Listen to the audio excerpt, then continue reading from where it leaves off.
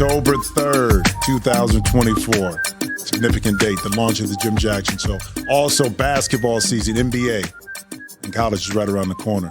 My birthday month coming up in a few days. Thank you for joining. We'll be here every week, wherever you download your podcast, whether that's Amazon, Apple, Spotify, whatever it is, we'll be here. Sometimes I'm traveling a little bit because of basketball. It takes me away from the studio, but I'll be sure to tune in and give you an update on our shows and where you can catch it and when you can catch it. You can also follow us on Instagram at Jim Jackson Show. Listen, coming up in this show, we're blessed to have Charles Barkley, Sir Charles, to bless us. But before we even get to that, the reason why, it's another podcast. People talk about it all the time. It's filtered with podcasts, especially on the sports side. Why another one? Well, because it's mine. And I always thought about doing something a little bit different. You get a chance to dig into my 14-year career in the NBA, played on 12 different teams. So I got a lot of perspectives, not only on some outstanding players that I played with through management, some of the trials and tribulations of playing in the NBA, some of the ups and downs, the high moments, the low moments, but also my 18-year career in TV, going in 18 this year. Just being able to follow young players from the college game into the NBA and speak upon those experiences, but also how sports brings life, friendships, passion, travel, music, all of this together. Just a small little iteration, insight into what this show will be all about, and also get the input from the people that will be joining to be able to bring in outstanding guests to dig into their personalities, their lives, how sports also plays a big role in what they do professionally. I tell you what, it's going to be a lot of fun, and I'm looking forward to being with you. Well, as promised, my first guest, of course, is Sir Charles Barkley. Thank you for blessing us with your presence. Hey, listen, off air, we were talking about golf because, we love golf, and you're in Philly right now. What's your handicap right now, bro? A 10. Number one, I'm excited to be on your podcast, man. It's an honor. I got a lot of love for you as a person. As a player, you're a hell of a player, and now I enjoy working with you and watching you do your thing. I love talking golf with you, and we love the sticks, man. Hey, I can talk to you about cigars all day long, my brother. Come on, you already know. And the thing about it is, golf is interesting because we'll go anywhere to play some golf. It's just we talk, especially when we have our time off. And I don't know, back in the day when you were playing, did you take clubs with you? When did you start playing? I only played during the summer. Okay. I never played golf. Because my first 8 years, I was in Philly. And you can't play golf in Philly. Now, I did play every now and then when I got traded to Phoenix because it's nice out there during the winter. But my first 8 years in the NBA, I was in Philly. So it wasn't like, no, you didn't get to play any damn golf during the winter. Well, hey, listen, before we jump into some stuff, I want to say congrats on the relaunch of Mound Media. I know you started it in 2018, but you kind of relaunched it along with Jeff Zucker and his company, who used to work with at Turner. Just talk a little bit about kind of what that means in regards to where you want to go with it. I know you talk about live, events and original documentaries and scripted shows. What is the premise behind Round Mound Entertainment or Studios? Well, number one, everything's on the table as far as the type of shows that I want to be involved in. We've done several shows. Mm-hmm. Now, with Jeff, we're just going to take it to the next level. I think the number one thing for me, Jimmy, is I want to put positive Black people in position to be successful. We're never going to do trash. Yeah. We're never going to do trash. I don't need money. This is just kind of an arm of me figuring out what happens when I'm done with television. Because, you want to make money when you're sitting at home. But for me, I hate black trash on television. I hate it because I think that, especially when people got money, you're supposed to be helping people make money, not making money, making your people look bad. So for me, I'm going to be very strict. The stuff that I've done before, I was very strict on. And now with the advent of Jeff, Jeff has been a friend for a long time. He's my boss for a while, but I've known him for a long time. And he's obviously been a power broker in this business for a long time. and he has my vision that I want to. Like I say, man, I'm on the. Listen, I always tell people I'm on the back nine. I hope I'm on 12 or 13, but you just never know. And I'm just going to try to put positive stuff out in the universe. Well, with Mound Media, again, it's the relaunch because you started in 2018. But with, all the stuff going on with the new media rights and the NBA and Turner kind of exiting some of that, quote unquote, right now, did that kind of expedite the process to kind of relaunch and get into this? Or was this something you were going to do anyway if Turner continued with those media rights moving forward? Well, to be honest with you, I was very disappointed. I've been disappointed in Turner for a long time, to be honest with you, because this should have been done 3 years ago, where I had more television production stuff out there. They haven't been a great partner. They've been a great TV partner as far as my basketball career. I mean, I love the Turner family as far as my basketball stuff. But as far as my television production, things like that, all this stuff should have happened probably 3 or 4, maybe even, you said 218. It should have happened probably 5 years ago. I should have probably 20, 30 projects, which I don't want to. Let me make one thing clear. I'm not going to be on TV. My job is to help other people become successful. But Turner has not been a good partner for me because I should have been way ahead of where I am now. And now Jeff came into the picture, and hopefully he can take my company to the next level. It's interesting, too, because a lot of the media space is going back to trying to figure out some original documentaries, some scripted programs. You talked about having more blacks in representative roles. Does that mean from a scripted historical kind of projects? You talked about live, too, events. Yeah. What's the live event? What is that? Is that basketball? Is that football? Is it soccer, track? What's the live event category? Well, you don't have, because the way everything is all over the place, and we have so many different areas, avenues we can go to, I don't know what it entails. But, I've said this for a long time, Jimmy. I think the way Black people have been portrayed on television, Hispanics and things like that, terrorists and Muslim type people, I think the media landscape has done a disservice to Black people, to Muslims, and to Hispanics, because if you see somebody Black on television, they're probably going to be a crook. Most Hispanics are gangbangers and things like that. And if you see a Muslim on television, he's probably going to be blowing up some. So one of the things that I have been talking about, I've been talking about this for 30 years. We got to make sure that we get fair representation. We got Black doctors. We got Black lawyers. We got Black engineers. We got Muslim engineers. Hispanics, some of the hardest working people I've ever met in my life living in Arizona. I admire the hell out of Hispanics. Those people are some of the most hardworking people in the world. And that goes back to when I made that role model commercial, because I was really concerned that, man, I think our Black kids are all brainwashed to think they can only be in sports and entertainers. And I'm like, no. Because I knew Nike, when I went to them with that commercial, they thought I was nuts. I said, you're going to get killed by the public perception. I said, man, I don't give a shit about the public perception. I said, I want these young Black kids. And I knew the media were going to bash me, but I says, I'll get my point across and I get to talk about what I want to talk about.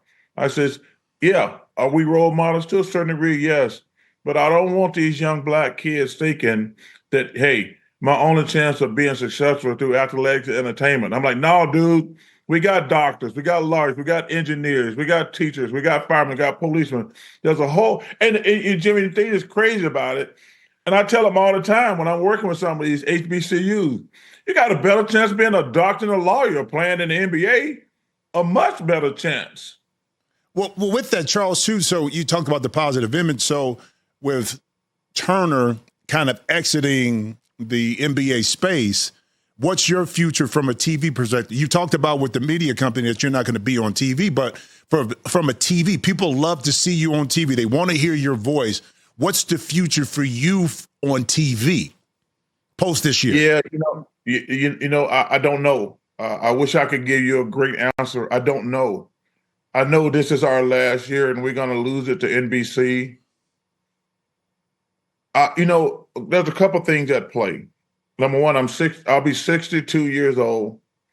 It'll be 25 years at Turner.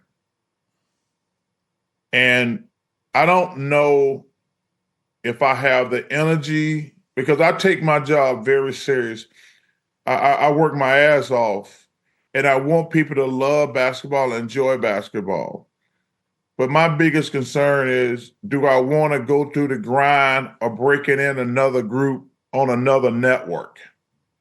That's my like I said, I'll be 62 years old. Do I want to break in another? Because number one, Ernie would never go. Ernie's not going anywhere. And I don't know what Kenny and Shaq want to do. We have a whole year to make a decision, but it's probably everybody's a independent contractor. And I know ESPN, I know NBC and Amazon would love to have some combination, but I just don't know what the future holds. I wish I could give you, I ain't gonna lie to you. Yep. I don't know. I tell people, everybody keep asking you like, dude, I don't know what's gonna happen. I know one thing for sure. We're gonna lose the NBA after next year. That's all I know. Now, Kenny and Shaq and myself, we're gonna have to make a decision. Like, do you want to go here, here, here, here? And so, I'm watching TV, and I said this about Joel Embiid, and they said he showed up at training camp today like 25, 30 pounds lighter. I think that's awesome. Because I says, because I was doing Paul George's podcast, and I says, you do know that, because, man, the East is going to be crazy now with Big Cat going to New York. I love that trade for the Knicks. I actually like that trade for both teams, to be honest with you. But, Joel's been breaking down the last few years, and I'm really excited he showed up 20, 30 pounds lighter. Because it doesn't matter about Paul George, Caleb Martin, Reggie Jackson. If Joel cannot stay healthy, nobody in the East can beat the Celtics. And that was before the Knicks made that trade.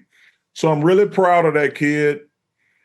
Anytime we say stuff about guys today, Jimmy, they're so sensitive. And I didn't take it. I wasn't trying to criticize them. I said, anytime you say something they don't like, they take it like, oh, he criticized me. I'm like, nah, man, if you keep getting hurt, you're getting older now. You maybe need to consider playing at a lighter weight. So it's breaking news right now. He came in 25, 30 pounds lighter. I'm happy for Joel because, I'm a diehard Sixer fan. I root for the Sixers and I root for my sons. No, I'm with you on that, too, because I've always been an advocate that his injuries were a result of not coming in shape in camp, and he didn't understand that, I think, mentally of why it was important. But speaking of which, and I'm glad you made the transition, can Boston repeat? And if they don't, who's the team? Is it Philly? Is it Milwaukee? Who comes up now to really challenge Boston in the East if they don't repeat? And you know how hard it is to actually repeat and accomplish some of the goals, and the records they set last year were just phenomenal with that Celtics run. Well, they are the team to beat. The Porzingis thing is worrying. The Porzingis thing is worrying. He's going to miss half the season. So that's something to think about. That's something to really think about. I talked to one of the Celtics announcers actually yesterday. He said he thinks maybe All-Star break Porzingis will be back, which that will give him plenty of time. That will give him plenty of time to acclimate to the second half of the season. But my Sixers went out and armed themselves. They got a lot better. But, man, I really like the Karl-Anthony Town trade for the Knicks. I really do. I do. Because I think that his size, his shooting ability, the pressure, he don't have to be the star. I really think so. I give Wes and those guys credit for going out and get him. And hopefully this will put a chip on his shoulder, too, to be honest with you. be like, oh, y'all didn't want me. And hey, Jimmy, you know what it's like playing in New York. Yes. You got to come there. He got to come there and be really pissed off because I think it's a great piece for the Knicks. But slipping out to the West, let me tell you something. I love what OKC did. OKC had a great summer. OKC had a great summer, and because getting Hartenstein and Caruso, man, I think that's going to be a great pickup for OKC. And I forgot about a team when I was talking on some shows getting ready for the season. The Memphis Grizzlies, man. They're a sleeper, man. If Ja can stay out of trouble, they get Adams back. I tell you what, don't sleep on the Memphis Grizzlies, but I tell you, Zion looked like he's in great shape. It's all interesting, Charles. I mean, with the way it's funny because teams have gotten better in the West. Now, one thing I will say about Memphis, what hurts them, I think at the beginning, G.G. Jackson is out with an injury. Vince Williams, key component, is out with an injury early. Now, Jaren Jackson with the hamstring won't be maybe starting the season, but they'll be right there if Ja is healthy. But teams have gotten better in the West. And where does that leave Denver? Because it seems like Denver didn't make the moves necessary to surround Jokic like they did in the past, as Minnesota now has solidified itself. You talked about the fact that OKC has solidified themselves with the free agency. We know what the Lakers are going to do. Sacramento getting DeRozan. Teams have kind of just formed around, and Denver has kind of stayed pat. How do you think the improvements of the other team impact kind of the outlook with the Nuggets? Well, I think last year they did Joker a disservice because not having him a backup really hurt him when they played those Twin Towers against Minnesota because they had enough, but they had zero bench. The front office of the Nuggets let him down. I do like going out getting Westbrook, but I still think they need to, because didn't their number one draft pick blow out his Achilles? This year? I think, yeah, the guy they drafted number one, who I really like, I can't think of his name. He blew out his Achilles in the summer league. Yeah. So it's one of those things, too, where Calvin Booth is a really good friend of mine. And I know some of the comments of, if you're Denver fans that didn't really like what he said about KCP, if he can, he's kind of replaceable with our young guys because he really believes in Christian Braun and those guys like that, and Peyton Watson that can come in and develop. But it seems like they've not taken that next step as according to what the other teams in the Western Conference have done. But the interesting part is it always goes back to this, Charles. We always know this. The Lakers. With LeBron and AD. No, wait, hey, I'm not going to let you do that. But you know it. Hey, I'm not going to let you do that. It always goes back to, because. Let me tell you something. Okay. Listen, first of all, I love all those knuckleheads at ESPN. A lot of my friends. Before one of the games, because I watch ESPN every day, it's awesome. And every day they were talking about the Warriors and the Lakers. The Warriors and the Lakers. Yeah. And I said, hey, guys, let me start the show off. I said, Ernie, I cleared it with you. I got something to say. But y'all, please quit talking about the Warriors and the Lakers. The Warriors and the Lakers both stink, okay? The Warriors and the Lakers both stink. First of all, they're like, well, they're in the playoff hunt. No, they're not in the playoff hunt. They're in some stuff that Adam Silver made up called a play-in. That's what they're in, okay? They're in the play-in. Neither one of these teams are any good. So they act like the Lakers and the Warriors are contenders. They're not. They're play-in candidates. Love LeBron. He's amazing. But the Lakers and the Warriors are not contenders. Plain and simple. So stop it, Jimmy. I'm not going to let you do that. Hey, but listen, that's the conversation. You know all the time the news cycle is going to revolve around what Steph is doing and what LeBron is doing in particular. Just because they're so galvanizing with regards to their personalities, what they've accomplished, and they always spark some kind of controversy with regards to different opinions on where they're at. The Lakers franchise will always be in that conversation. 100%. But you can't start this episode without talking to me about OKC, Sacramento, so those would be New Orleans. So what did the Lakers, if they were in the play-in last year, they're probably, think about this. You answer this question now. Right. They're probably the only team that didn't get better. And they were in the play. Hey, but Charles, let me say this. They're saying because now you got a healthy Gabe Vincent, you have a healthy Jared Vanderbilt, two guys that are complementary players, but to add value, that having those two back in the lineup gives. I'm just saying, right, wrong, or indifferent. Those were two guys they were counting on last year that weren't really in the lineup. But they don't move. They don't move the needle. Are those better than DeRozan? No. DeJounte Murray going to New Orleans? I mean, a healthy Zion Wood. Now, what they're going to do with B.I., Brandon Ingram, is going to be very interesting. So those more movers than Vincent and Vanderbilt, in my opinion. Deontay Murray, I think he's a better player than Gabe Vincent. But so listen, I know we're going to talk about the Lakers because of LeBron. I know we're going to talk about the Warriors because of Steph. But the Warriors and the Lakers, I think the interesting question, you hit it, what did the Nuggets do?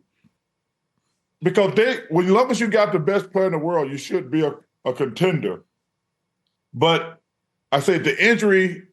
And it was Deron Holmes. Yes. Yeah. From Dayton. Yep. I watched him play in March Madness the last couple of years. I'm like, man, that's a nice pickup. Mm-hmm. And then he blows out his Achilles. But so they got to do something to help the Joker because he gave out last year. He did. He gave out. So now it's going to be harder. Because I'm going to tell you something. I actually like this trade for Minnesota, man. I mean, I love it for the Knicks, but I don't think Minnesota got worse. Because Julius Randle's a very good player. You got Anthony, you got Nas. Nas, yes. Yeah, so, man, the West is going to be amazing to watch this year. Well, it's probably, unlike the East, it's probably 14 teams out of the 15 that are contending for those top 10 spots. Whereas the East, you probably have you have maybe 10 teams. In the East, you got 3 teams that are, because I don't count the Bucks. Okay, I don't count the Bucks in the big 3. So you got Philly, you got Boston, and you got New York as the big 3, right? That's it. Okay. And then the second tier is Cleveland, Milwaukee, Orlando, or Cleveland, Indiana? I was going to say, don't sleep on the Pacers. Right. Okay. I think the Pacers and Orlando, because didn't they get KCP? Yeah. I'll tell you what. He gonna help them because they should have beat Cleveland last year. They're gonna be a year older. That boy Banchero is a serious problem. Them damn Wagner brothers, they're a serious problem. Mm-hmm. But going out getting a veteran like KCP, man, that's a great pickup. So I got Indiana and Orlando is probably 4 and 5 in the East. It's going to be, and that's the thing. The top of the East is as tough as it is the top of the West. It's the other teams below them because we know who Cleveland is, but can the Darius and also Donovan Mitchell backcourt really work? Does Evan Mobley start to expand his game a little bit more to give up and free up some space? Because on paper, the essence is there, but yet the one guy drive me crazy. I've been waiting on him. I've been bragging about this dude for 5 years, and he disappoints me every year. Jared Allen. From what aspect, though? What do you expect from Jared Allen, though? What? He's going to rim protect, run to the rim? I thought he'd be a 2010 guy and an all-star by now. But with those guards and Evan Mobley, he's not going to get the touches. That's the challenge. He should be the second option on that team. He's the second best player on that team. People automatically go to Mobley. I said, well, when I watch them play, when Jared Allen plays well, that's when they play their best. They've got to do a much better job. It should be Donovan and Jared Allen, 1 and 2. And everybody else get to eat after that. You got to, because he's the only guy going to get you easy baskets. Because if you look at Donovan and Garland, they're both undersized guards. They have to work so hard. They use so much energy because they're so undersized, and they're undersized on the defensive end, which wears them down even more. That's why I think they get hurt a lot of times. They have to be at full bore energy all the time. So, but the other one guy who I said, man, this guy, he got so much talent. He got a great body. Like, he can play against big guys. He's not athletic enough to play wing guys. And they can't guard him in the post because he's too big. So he's the one guy, in my opinion, that if Cleveland's going to ever get to the next level, it's got to be him. Well, it'd be interesting because parity, it's funny, parity in football, NFL is great because small market teams still thrive. I don't care if it's Green Bay, it could be smaller, Kansas City. They still thrive. The NFL is going to be popular no matter who plays. But the NBA, as much as we want parity, you still want to see some of those big market teams from a TV perspective involved. And it seems like we're watching different teams kind of elevate up. Or is Orlando that next team? Can they take it to the next level with the youth that they have? But look at where Philly, Boston basically didn't lose anybody. Now, I know Porzingis is not coming back early, but they didn't lose anybody. So as you try to climb the ladder, you still have these teams in front of you. Same thing in the West, with these young teams. Yeah, but you got to be patient if you're Orlando. You're not going to win the championship this year. Patience? Come on, Charles. You know this league now about patience. I understand, but listen, Orlando, I love what they're doing. I thought last year was a positive. This year, I expect them to win a round in the playoffs. And like I say, they're not going to beat Boston. They're not going to beat Philly, and they're probably not going to beat New York. So what's a successful season for them then? They should win a round in the playoffs. Okay. Yeah. Because, dude, they best players only like 20 years old. He's not going anywhere for the next 10, 15 years. Those Wagner boys, I think they're like 25. Their backcourt, I think they got young kids. So, but because like I say, they're not a contender, but I think they got a bright future. I really do. I think they got a great future. Yeah, the young players they have, Jamal Mosley's done an excellent job of, the hardest thing to do with young players is to have them not just focus on the offensive end, but defensively try to get better and play together. And having covered them in the playoffs last year against Cleveland, one thing I saw, a couple of things that I saw from Jamal Mosley and that coaching staff was the tight-knit group that they were. That we knew that Paolo was the kind of the guy, and then there was Wagner after that, Franz, but everybody, even though the backcourt was oversaturated with guards, they all supported each other, which I think goes a lot to say about those young men that play, how important it is that they're together, but also the leadership from the coaching staff, in particular from Jamal Mosley. Well, Jamal did a fabulous job. Jimmy, a lot of our coaches are cowards in the NBA. They won't coach these guys or hold them accountable. They're like afraid, because I talk to all the coaches all the time. I'm like, yo, man, you gonna get fired. Get fired your way. You got to coach your team. That's why, if you go back, that's why Popovich, Pat Riley, guys who are like, they're like, no, I'm going to hold you accountable. And, Damian Woody, one of my favorite guys on ESPN, he says, as a coach, you're either coaching it or you're allowing it to happen. To get back to your original point about Jamal, he's coaching those guys, teaching them how to play basketball the right way. And it showed. Because most people didn't have Orlando going to Game 7 with Cleveland. Most people are like, Cleveland going to win this series easily. And I'm like, I actually like Orlando in this series. But obviously I was wrong. But, I like what Orlando's doing. Now it tells me the general manager knows what he's doing. Going out, okay, I got a bunch of young kids. We kind of got our feet wet in the playoffs. KCP won 2 championships. Let me go get him and teach these young guys what it take to get to the next level. So I love what they did. Well, speaking about young guys, and we didn't talk about this too, you brought up Popovich. His team has missed the playoff in the last 5 years, but you bring in a Chris Paul. It looked like Wembanyama has put on weight. With that said, Devin Vassell is going to be out a little bit at the beginning of the year, but with Chris Paul coming in and also Harrison Barnes, a little bit more veteran-laden backcourt, how does that help San Antonio? And look, they won 22, I think, wins last year. What does that equate to this year? What kind of jump does the San Antonio Spurs take this year with those two acquisitions?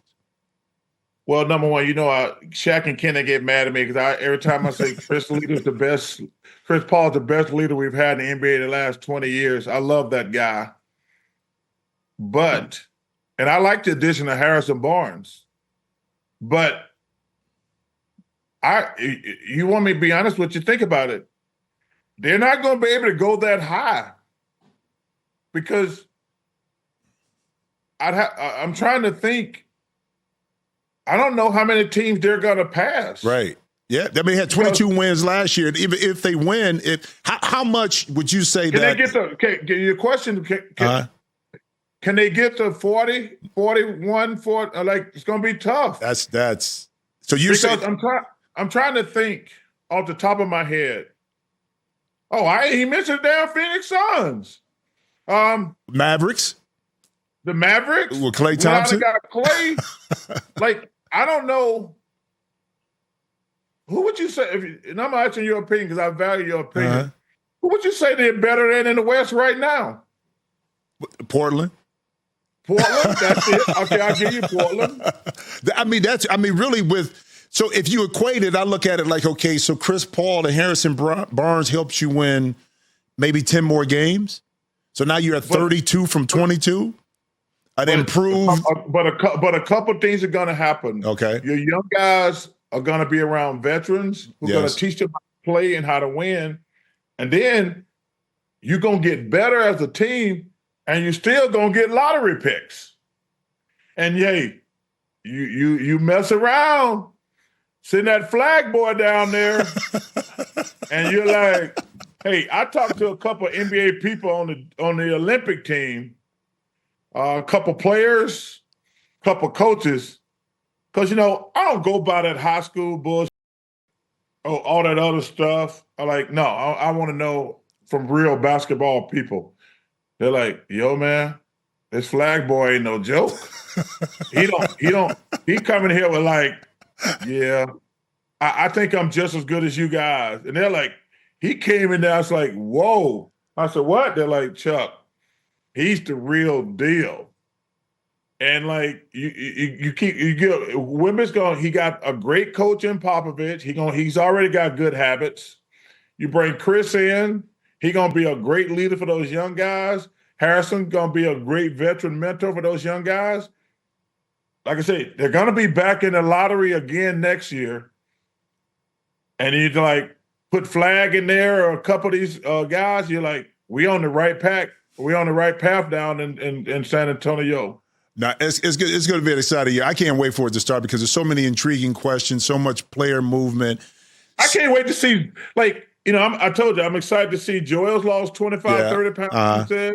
I can't wait to see. Like, the biggest question was Zion Beach. And, and I went through this.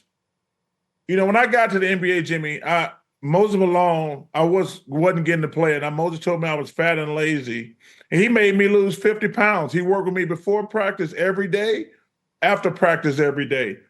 And I've been telling that story about Zion. I'm like, who? Because he already runs the team. Mm-hmm. But they have a coach or a general manager or even a veteran like, yo, man, you're going to keep getting hurt until you get in shape. And I'm hoping he get in shape. First of all, let me tell you something. The money they're paying these dudes right now, Jimmy. We fought for it, though, back in the day, Charles. We fought union-wise to be able to get bigger pieces of the pie, and they're getting it right now.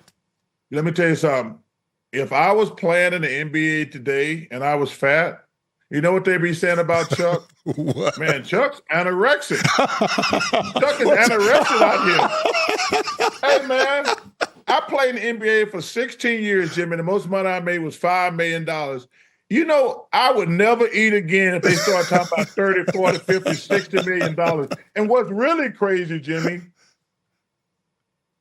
once this new TV deal kick in, we're going to have guys making 70, 80, 90, $100 million dollars. Yeah. I would never eat again type of money. Cooks all day long. Hey, man, listen, before we get out of here, a couple things. One, I got to give you your flowers, and you don't remember this. I don't know if you will, but this is the kind of person you are, and this always stood out to me. 1997, you used to come to Toledo, where I'm from, Toledo, Ohio, and play in the Jamie Farr Classic, LPGA event. One of the big ones on the tour. But during the summer, I would have my basketball camp at the University of Toledo. It just so happened to coincide with the tournament, the Pro-Am that you played in. We reached out to your people, got you, to see if you would come by the camp. And I knew you were busy, and I knew you had a lot of stuff going on. But within that, you still took time out, came by our basketball camp. It was Todd Mitchell, myself, Dennis Hobson at the University of Toledo, and talked to the kids and spent time and took time out of your busy schedule. And people don't understand that part about the giving side of you. They see the boisterous, they see the voice, the outspoken. But this side of me always said, I met my mom, and my mom loved it. People still talk about to this day about that. So I would be remiss if I didn't say thank you, how much I appreciated that, how much that stood out to me as a young player at the time, to have you be a part and really dig into your time a little bit and give a little bit back to not only me, but those kids who were at the camp. Well, man, I appreciate that. Hey, I'm old school because of Moses Malone, Dr. J, Bobby Jones, Maurice Cheeks, Andrew Toney. They're like, yo, man, take time for the kids, man, because, one of the great things about our life and negative, they see us so much. We're so prevalent, black jocks. And we might get to see them one time and not meet them at all. So we need to always try to help them when we can. And I appreciate the kind words, my brother. Well, and speaking of helping, we as the NBA family have lost a tremendous human being. Forget basketball player. Forget basketball player, just ambassador to the sport in the world. Just a few thoughts on the loss and the life of Dikembe Mutombo. Yeah, man, that shook me up. I was actually in Auburn. I was having my charity golf tournament at Auburn Monday, and it came across my Bleacher Report because I get updates. Anything happen in all sports. It hurt. I never met a better person. Everybody know he was a heck of a basketball player. Jimmy, he built hospitals in Africa. Think about that. Built hospitals in Africa. That's what, to number one, get out of that country and become a Hall of Famer, but to use your own money to build a hospital, man, if that don't make you think this dude's special, there's something wrong with anybody. He was one of the nicest men I ever met. And, we kind of figured something was not right because when he announced he had cancer, we kept reaching out to him in the last couple of years, but we didn't hear anything back. And we didn't know, but like things must not be going good.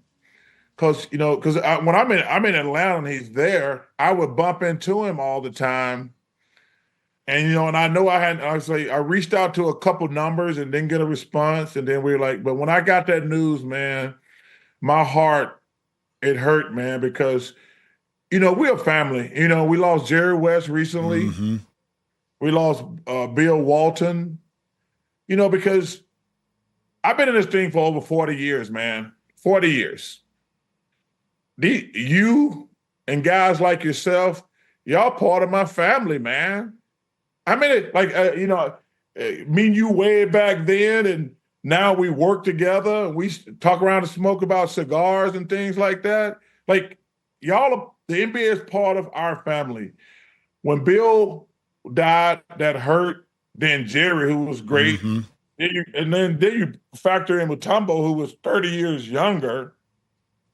But, man, what a wonderful person. We've got to find a way. I mean, there's got to be some type, because I know we got the Social Justice Award for Kareem. We need to have an award in Dikembe's name where we recognize somebody's charity work I mean, obviously, like I say, we got the Kareem, but we can never honor our legends enough, period. No.